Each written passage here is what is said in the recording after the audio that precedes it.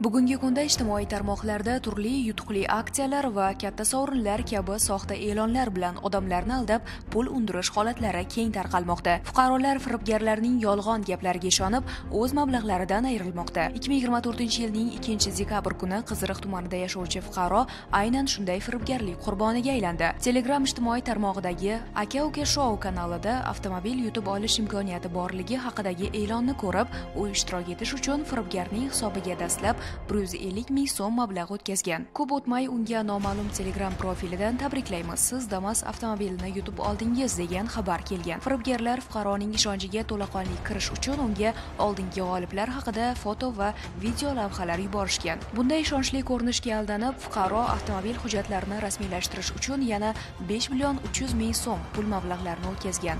Biroq oradan vaqt o'tib, fuqaro hech qanday sovrin yo'qligini va aldanganini tushunib, zudlik bilan Qiziriq tuman ichki ishlar bo'limiga murojaat qilgan. Tezkor harakatlar natijasida Surxondaryo viloyati ichki ishlar boshqarmasi, kiber xavfsizlik bo'limi va Qiziriq tuman ichki ishlar bo'limi xodimlari tomonidan mazkur firibgarlik holati aniqlandi va aybdor shaxslar qo'lga olindi. Hozirda tergov harakatlari davom etmoqda.